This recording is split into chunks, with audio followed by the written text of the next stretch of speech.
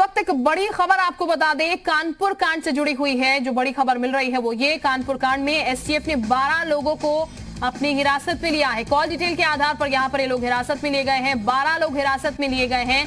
पिछले 24 घंटे में की थी विकास दुबे से बात। विकास की कॉल डिटेल्स निकल चुकी हैं और इसी के आधार पर इन लोगों को पुलिस ने हिरासत में लिया है पूछताछ के लिए। कुछ पुलिस वालों का नंबर भी सामने निकल कर आया है।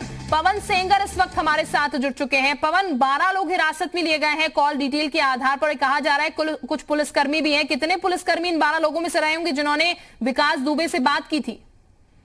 देखिए, 3 खास तौर से पुलिस कर्मियों के बारे में पुलिस अधिकारियों को इंफॉर्मेशन थी और जो कॉल डिटेल निकल करके आई है उसमें 3 पुलिस अधिकारी हैं, जिसमें खास तौर से कांस्टेबल बताया जा रहा है, एक एसओ बताया जा रहा है और एक होमगार्ड भी बताया जा रहा है, जो विकास दुबे के संपर्क में थे, लगातार बात कर रहे थे। घटनाक्रम से पहले भी उनकी बातचीत हुई थी।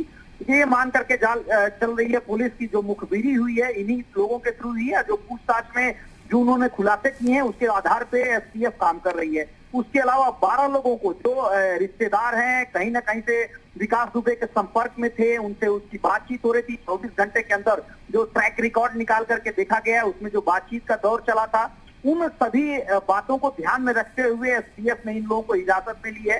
इन लोगों द्वारा चिन्हित स्थानों पे पुलिस टीम मुखबिरों द्वारा सूचना एकत्रित किया जा रहा है कि कहां कहां इसका मूवमेंट हो सकता है अपराधी विकास दुबे का। उस हिसाब से पुलिस एक्शन लेगी। लिहाजा ये बहुत महत्वपूर्ण इनपुट एसटीएफ को मिले हैं, खास तौर से इन पुलिस वालों से जो मुखबिरी का काम किए थे, उसके अलावा जो हिरासत में लिए गए जो विकास दुबे के रिश्तेदार हैं, संपर्क में थे, उन लोगों के द्वारा अब ये माना जा रहा है कि 24 घंटे से भी कम वक्त में एसटीएफ इस विकास दुबे, अपराधी विकास दुबे है, उसको कहीं ना कहीं ट्रैक कर लेगी। इनपुट कानपुर से लखनऊ को भेजा गया है कि जल्द से जल्द इसमें एसटीएफ सफलता पाने वाली है। मतलब जो गिरेबान है विकास दुबे अपराधी का, उस तक पुलिस पहुंच चुकी है, एसटीएफ पहुंच चुकी है और जल्द से जल्द इसमें बड़ा एक्शन एसटीएफ लेने जा रही है। बिल्कुल निश्चित ही एक्शन जरूर इसमें पवन लिया जाएगा, क्योंकि 12 लोगों को यहाँ पर हिरासत में लिया गया है तो कोई ना कोई क्लू इनसे जरूर निकल कर आएगा।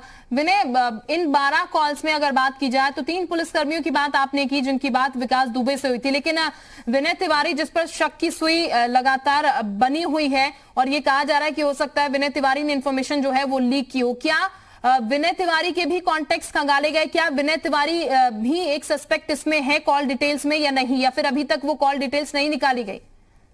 निश्चित तौर पे विनय तिवारी मुख्य सस्पेक्ट है, क्योंकि जिस तरह के आचरण उसका रहा है पूरे घटनाक्रम में, उस समय से ही अधिकारियों को उस पर शक था और सबसे पहली अगर पूछताछ किसी पुलिस वाले से हुई है तो विनय तिवारी से हुई है। विनय तिवारी ने भी कई सारी बातें बताई है। वो बताया कि जो लोकल इन्फ्लुएंस था, किस तरीके से विकास दुबे का था, बिना उससे मिले यहाँ पे थाना चलाना भी मुश्किल था। इस तरह के इंफॉर्मेशन उसने एसटीएफ को दी है। यहाँ तक कि जो लोकल लोग हैं, खासतौर से जो अपराधी विकास दुबे, उसके जो क्षेत्र के लोग हैं, वो विकास दुबे को लेकर के कुछ भी बोलने से मना करते हैं। लिहाजा पुलिस किस लिए एक्शन नहीं ले सकती थी, इस तरह का इनपुट एसओ ने दिया है खासतौर से एसटीएफ को, क्योंकि एसटीएफ ने पूछा कि जब एफआईआर लिखवाने के लिए आया गया था तो तुमने एफआईआर क्यों नहीं लिखी? ऊपर से तुम्हारे पास फोन आता है तब तुम एफआईआर लिखते हो क्यों इस तरीके से? क्या तुम बिना अपराधी से मिले हुए थे या अपराधी के इशारे पे काम कर रहे थे? इस तरह के जब सवाल उससे हुए उसके बाद उसने तमाम तरह की बातें शेयर की एसटीएफ से और बताया कि किस तरीके से जो अपराधी है उसको इग्नोर नहीं किया जा सकता है। निश्चित तौर पे इसमें पॉलिटिकल इन्फ्लुएंस की भी बात सामने आ रही है, क्योंकि अगर पॉलिटिकल इन्फ्लुएंस नहीं होता तो एसओ शायद इस कदर उसकी मदद नहीं करता, या जो पुलिस है इस तरीके से इंफॉर्मेशन वहां तक नहीं पहुंचाती, क्योंकि पुलिस वाले इस बात को जानते थे कि जो अपराधी है वो पकड़ वाला है, मजबूत पकड़ वाला है और उसकी। बिल्कुल पवन, ये बात वाकई हैरान करती है। एसओ की तरफ से जो बात कही गई है यहाँ पर कि बिना उससे बात किए थाना चलाना मुश्किल था, यानी कि इससे अंदाजा लगाया जा सकता है कि थाना के जो लोग हैं वो भी प्रेशराइज थे यहाँ पर। विकास दुबे के अंडर एक तरीके से वो लोग भी काम कर रहे थे, क्योंकि बिना बात किए थाना नहीं चलाया जा सकता। जो बात आप कह रहे हैं एसओ की तरफ से सामने निकल के आई है। इस कॉल डिटेल में विनय तिवारी का नंबर शामिल है कि नहीं? नहीं, बिल्कुल शामिल है। विनय तिवारी से लगातार इन लोगों की बातचीत सामने निकल करके आई है। जो हमारे पुलिस में सूत्र है उनका साफ तौर पे कहना है कि बिल्कुल बातचीत है और ये लगातार उसके संपर्क में था। उसके अलावा विकास को तमाम सारी इंफॉर्मेशन पुलिस से मिली है। इस बात की पुख्ता जानकारी भी अब एसटीएफ के पास आ चुकी है मतलब साफ हो गया है कि जो विभीषण का रोल अदा किया है वो पुलिस डिपार्टमेंट के ही लोग हैं और इसके आधार पे ही कार्रवाई आगे की तरफ मूव कर रही है। एक खास बात ये भी है इसमें, क्योंकि विकास से जो अपराधी है उससे एक दिन पहले एसओ की मुलाकात भी होती है।